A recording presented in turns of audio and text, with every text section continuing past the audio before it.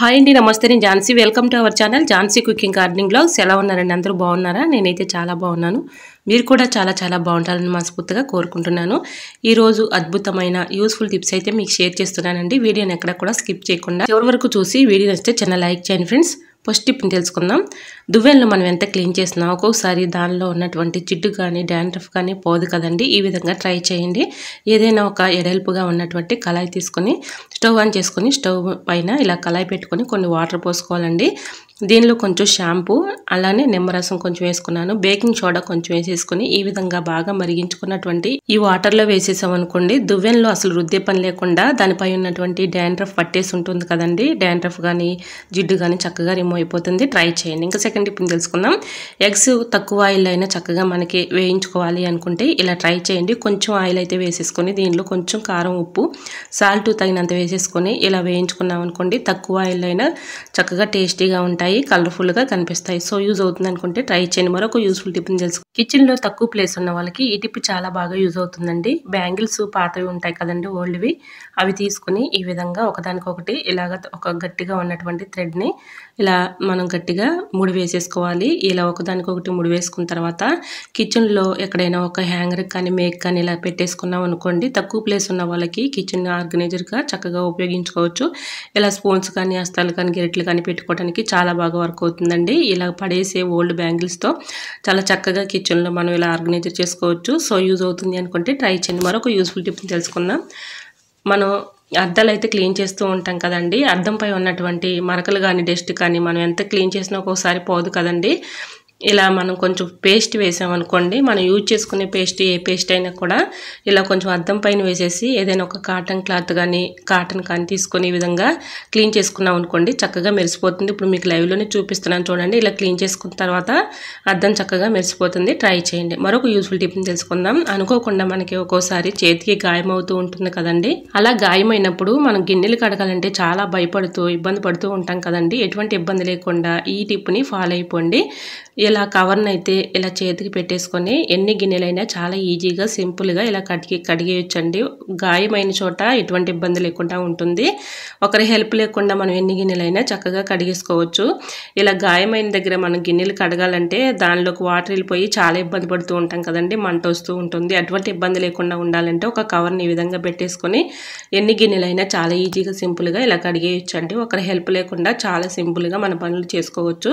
So use అవుతుంది అనుకుంటే try చేయండి. మరొక యూస్ఫుల్ టిప్ని తెలుసుకునే ముందు చిన్న రిక్వెస్ట్ అండి. ఫస్ట్ టైం మన ఛానల్ ఎవరైనా చూస్తుంటే ప్లీజ్ అండి ప్రీవియస్ వీడియో చూసి మీకు నచ్చితేనే ఛానల్ని సబ్స్క్రైబ్ చేసుకోండి. మరొక యూస్ఫుల్ టిప్ని తెలుసుకుందాం. చిన్న పెద్ద వయసు తేడా ఏమీ లేకుండా ప్రతి ఒక్కరికి కూడా కళ్ళు కనిపించక ఒక్కోసారి సూదుల దారం ఎక్కించాలంటే చాలా ఇబ్బంది పడుతూ ఉంటాము. అటువంటి ఇబ్బంది లేకుండా ఉండాలంటే ఒక పిన్ని తీసుకొని మనం బూజు దులుపుకునే స్టిక్ ఉంటుంది కదండి, ఆ స్టిక్ ఉన్నటువంటి ఇలా ప్లాస్టిక్ థ్రెడ్ని తీసుకొని ఇలాగ పిన్నికి పెట్టేసుకొని ఇలా ముందుగా ప్లాస్టిక్ థ్రెడ్ని నీడిల్లోనికి ఎక్కించి ఇలాగ ప్లాస్టిక్ థ్రెడ్లో నుంచి దారాన్ని చాలా ఈజీగా సింపుల్గా ఇలా లాగేయచ్చండి.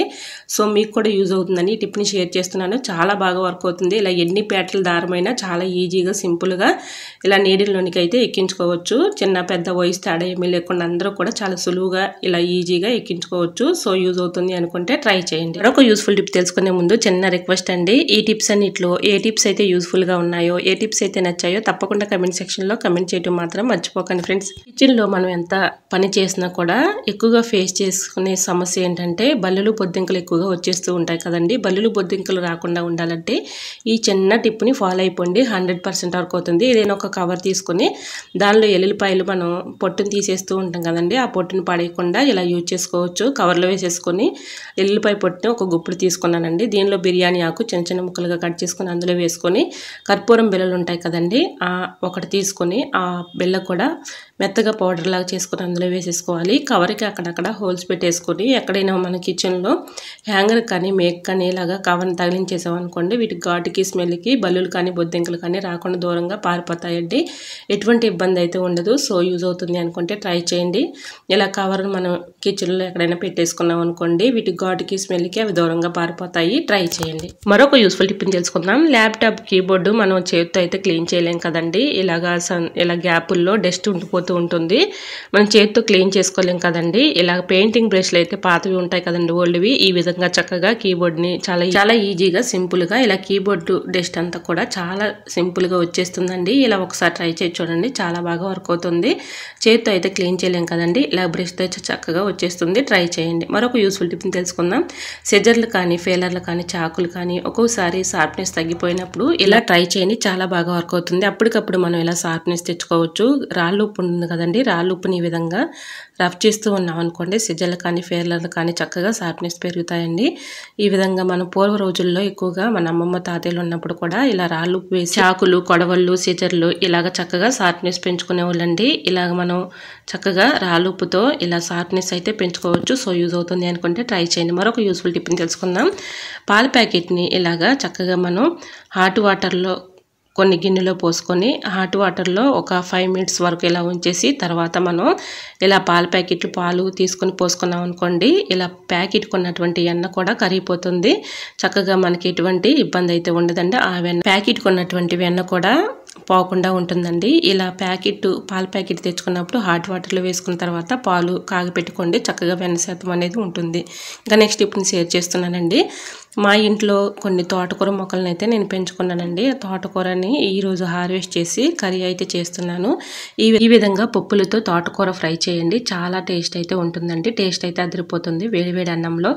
ఇలాగ తోటకూర కర్రీ వేసుకొని మన చపాతీల్లోకైనా చాలా చక్కగా మనం ఇలా ఈ కర్రీని యూజ్ చేసుకోవచ్చండి. చాలా టేస్ట్ అయితే ఉంటుంది. ఈ విధంగా కళాయి పెట్టుకొని ఇలాగ తగినంత ఆయిల్ అయితే వేసుకున్నానండి. దీంట్లో మినపగుళ్ళు ఉంటాయి కదండి, మినపగుళ్ళు ఒక గుప్పుడు తీసుకుని అందులో వేసాను. దానిలో పచ్చెనగపప్పు ఉంటుంది కదండి, అవి కూడా ఇలా 2 స్పూన్స్ వేసుకొని కొంచెం జీలకర్ర, ఎల్లిపాయ వేసేసి 2 పచ్చిమిర్చి అలానే ఆనియన్స్ కూడా వేసి బాగా వేయించిన తర్వాత తోటకూరని ఇలా వేసానండి. చక్కగా మగ్గిపోయింది. మనం అప్పటికప్పుడు చక్కగా ఇంట్లోనే హార్వెస్ట్ చేసుకునే కర్రీ కాబట్టి చాలా టేస్ట్ అయితే ఉంటుందండి. మార్కెట్ నుంచి అన్నీ వచ్చాయి కూడా మందులతో కూడినవి కాబట్టి చాలా ఇబ్బంది పడుతూ ఉంటాం. కానీ మనం ఇంట్లో పెంచుకున్నటువంటి గార్డెన్లో ఉన్నటువంటి ఆకుకూరలు ఏవైనా కూడా చాలా చక్కగా ఉంటాయండి. టేస్ట్ కూడా అదిరిపోతుంది. అంటే మనకి ఆర్గానిక్గా ఇంట్లో పెంచుకోవటం వల్ల చాలా టేస్ట్ అయితే ఉంటుంది కాబట్టి ఎటువంటి మందులతో కాకుండా ఈ విధంగా చక్కగా మనం ఇంట్లోనే ఆకుకూర పెంచుకొని అప్పటికప్పుడు కర్రీ చేసుకున్నాం అనుకోండి, చాలా టేస్ట్ అయితే అదిరిపోతుంది. ఒకసారి ట్రై చేయండి. చిన్న చిన్న కుండీల్లో అయినా ఆకుకూర చాలా ఈజీగా పెరుగుతుందండి. ట్రై చేయండి.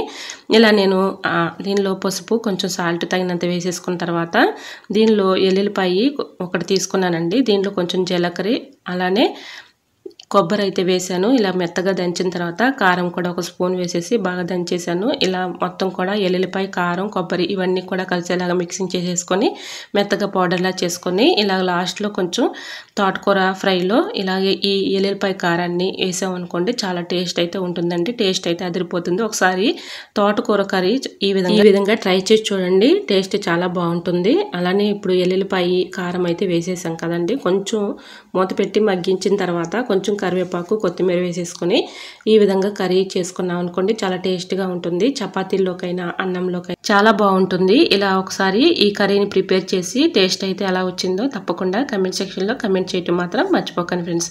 ఓకేనండి, మరికొన్ని టిప్స్తో మళ్ళీ మీ ముందుకు వచ్చేస్తానండి. అంతవరకు బాయ్. అందరూ బాగుండాలి, అందరూ నేను ఉండాలని ఆశిస్తూ నేను మీ Jhansi. Thanks for watching. Bye bye.